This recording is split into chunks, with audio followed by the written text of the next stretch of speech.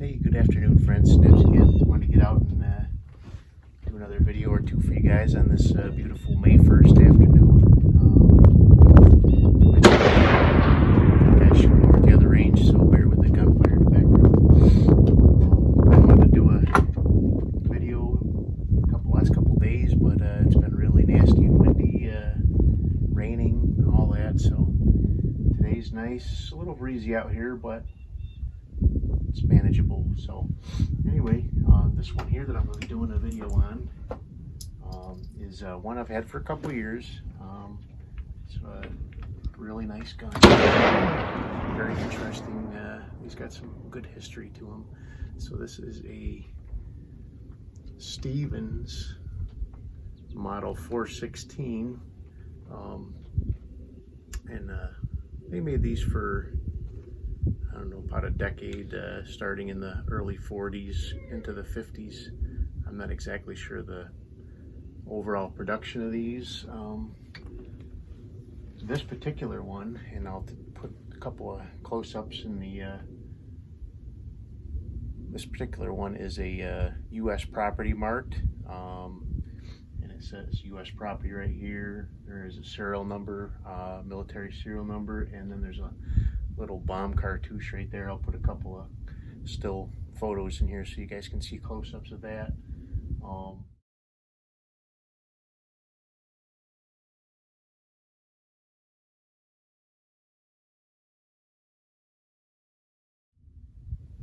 These ones, from what I've read, these ones that are U.S. property marked were only produced and delivered to the government during World War II, while World War II was going on.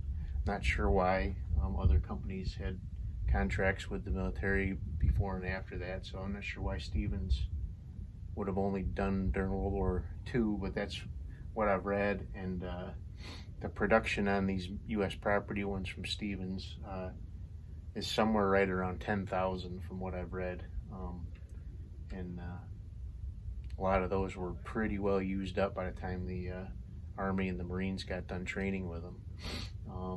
This is actually my second 416 that is U.S. property marked. I do have another one that has a Fecker scope on it. Came with the Fecker scope on it. Does not have the rear sight like this, but does have the front hood. This one is all original. It's got even the GI looking sling. Looks to be pretty old, so I'm not sure if it's original from the 40s or not, but it looks pretty old, so I'm gonna go with that. This particular one is a nice shooter.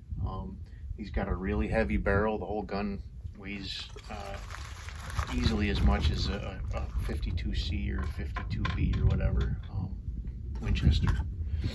And I have a couple of those too. And I would say probably in a match, these could probably, if you found the right ammo to shoot with it, could really hold their own with a 52. The only thing that this doesn't have over a 52 really is the fit and finish of the trigger. But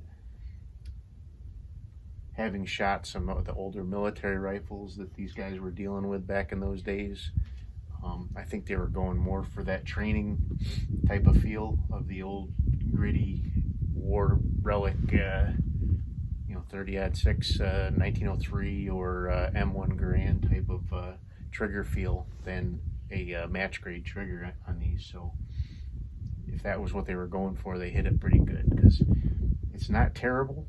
It's got a little bit of take up, a little bit of creep, and then it's probably a 4 or 5 pound trigger, so it's not horrible.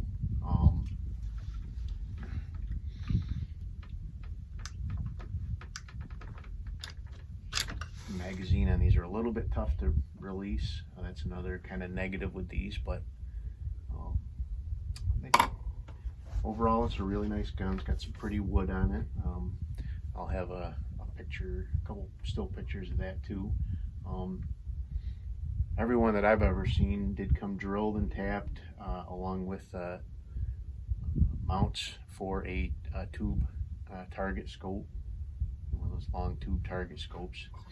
And this one's got the mounts on it. I haven't ever mounted a scope on it because you actually have to remove this rear peep sight in order for the tube or the target scope to be able to mount up on there.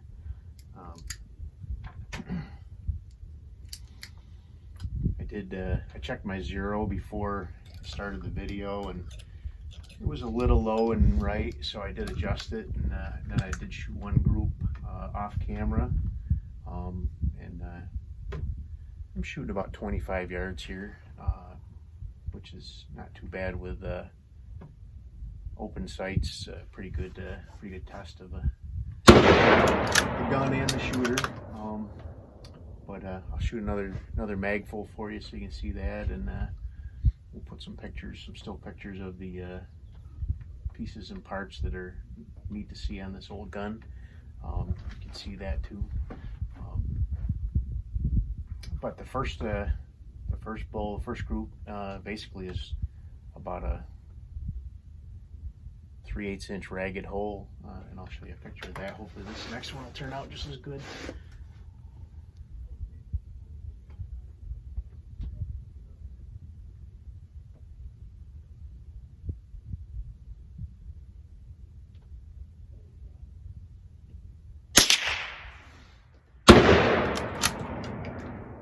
One problem here is the target stands in this range. It's just rope strung between two telephone poles, and a little bit of wind that's here, it's just got that rope kind of going like this, so it's tough I'm following the target up and down, so makes it a little more challenging. It's like chasing a rabbit across it.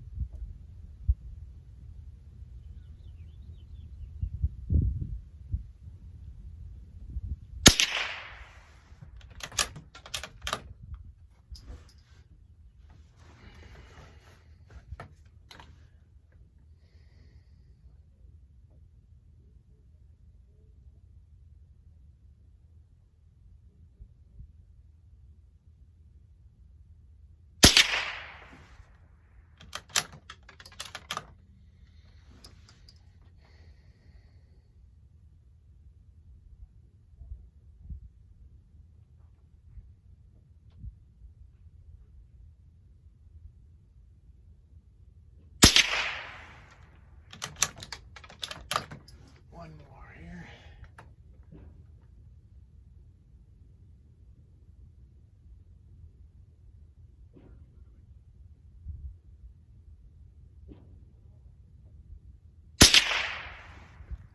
Pulled that one a little bit, but anyway, it is what it is. So it is a very handsome gun. I don't know if you can see that wood real well. Really nice, heavy stock, big thick barrel. And it's got a really nice peep sight on the back, nice big aperture, so you get a good blackout on that one. There's the other side, you can see that.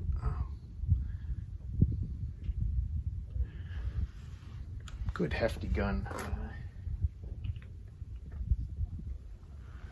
It does have a 5-round magazine in it. This basically takes any Stevens magazine, and you could pick up a 10-round magazine. They do have 10-rounders, but the original ones that came with it was a 5-round. So anyway, I'll stick in a little piece of video showing the target in here, and you can see that. Hey friends, so here's the target I shot. Like I said, when I first came out, I did a sighter, and it was here. Brought it up a little bit and got it here, brought it over to the left, and so that's my first 5-shot group right there. Just pretty much all touching. This other one, these holes up here are from that Ivor Johnson 22. I was shooting at the 25 yards with it, so I was feeling pretty good that I even hit the target. But so here's the group that I did shoot on camera, all within an inch I'll take that from an open sight gun any day. So, especially with the wind blowing a little bit here, moving things around. So, anyway, back to the video. So I did a couple more, couple more shots off camera, and I thought it was worthwhile putting up here. So this is 6 shots with Elay match. So 6 shots, all one big hole, probably ½ an inch. Here's the original one that I showed you earlier.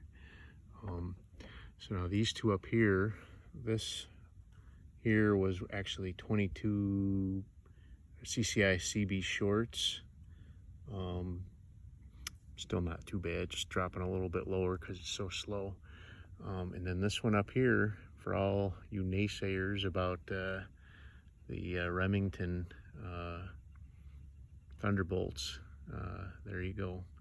That is a nice little group. Not as good as the Elay match, but that may just be me. But anyway, so I wanted to throw this in here too. So back to the video. Hopefully you enjoyed this video. This is a great little gun, and if you can find one, they're kind of a hidden jewel. They do pop up from time to time, and they usually don't cost too much compared to a you can compare them as far as performance to a 52. I might play around with the trigger on this one to see if I can get it a little bit crisper, make it a little bit nicer. I really hesitate to goof around with those because it really isn't original anymore. So, but anyway, I hope you enjoyed this video. If you did, give me a thumbs up. Subscribe to my channel too. You'll get notified when I do add more videos. And